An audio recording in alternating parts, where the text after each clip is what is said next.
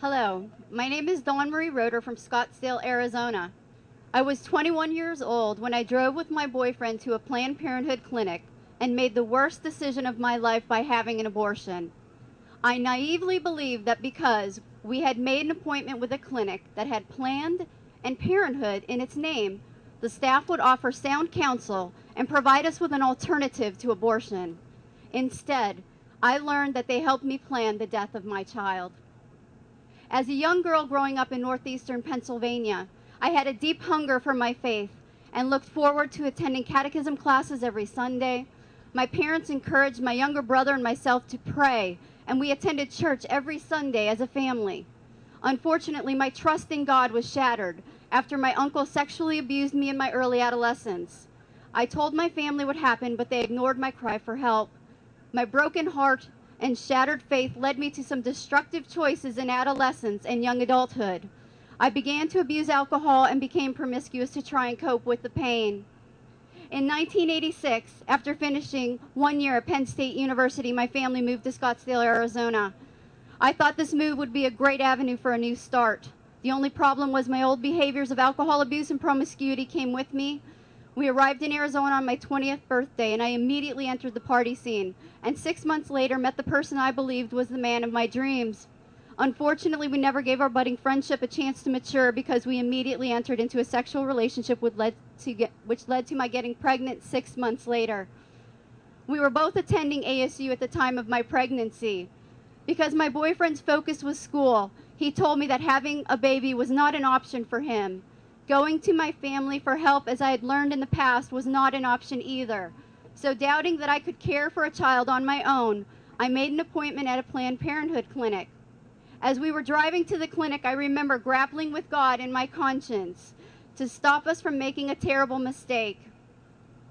I desperately hoped there would be someone I could talk to at the clinic about alternatives to abortion, and that they would offer supportive solutions if we decided to have the child and become parents. Instead, when I arrived at the clinic, I was met with cold and calculated responses from the receptionist. She never once discussed with me or provided me an alternative to abortion. And so I deadened my conscience and stuffed my feelings of fear and pain further down. I told myself that if I just get this over with, everything was going to be fine.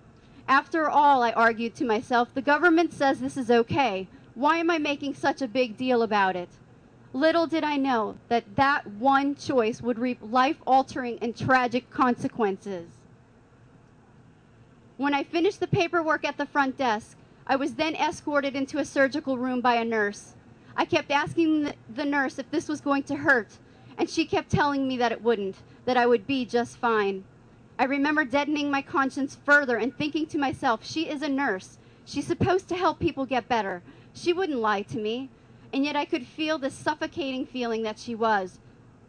Instead of running out of the room as I should have, I made the cowardly decision to stay and undressed and put on a surgical gown and waited for the doctor who came in shortly after.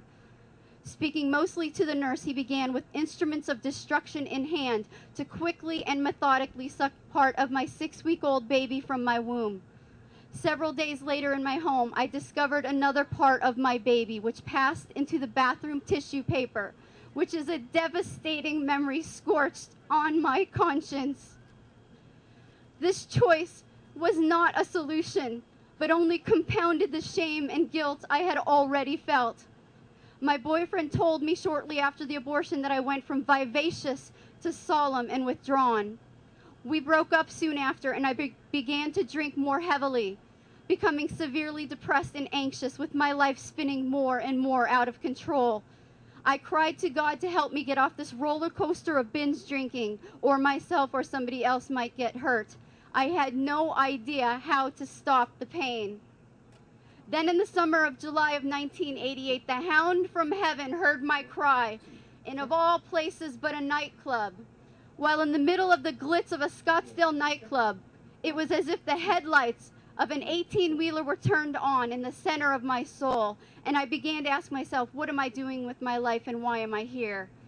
I left the nightclub and drove to a church parking lot and began to pour out my pain and anguish to the Lord. I begged him to forgive me for the mess I had made of my life. In that moment, I felt saturated in the most indescribable love and peace beyond anything I had experienced before. Then my life flashed before me as if in a movie. I saw all the areas of my life which I had hurt him, our Lord, which included my abortion. Instead of feeling judgment or condemnation, I felt his love and mercy cover every hurt and pain I had caused him, and I cried from an even deeper part of me that I had ever known existed. This time, my tears meant reverence and awe for this merciful God who loved me to the depths of my being. There is not a day I don't think about my daughter. Through much prayer and through healing through Rachel's Vineyard, I've come to discover that she is a girl, and I named her Faith.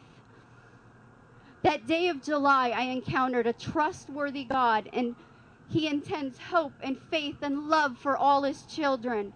I encourage those of you who may be silent and suffering in silence to reach out for help. There is much, much help and healing. I believe that I am forgiven, and this is why I am silent no more.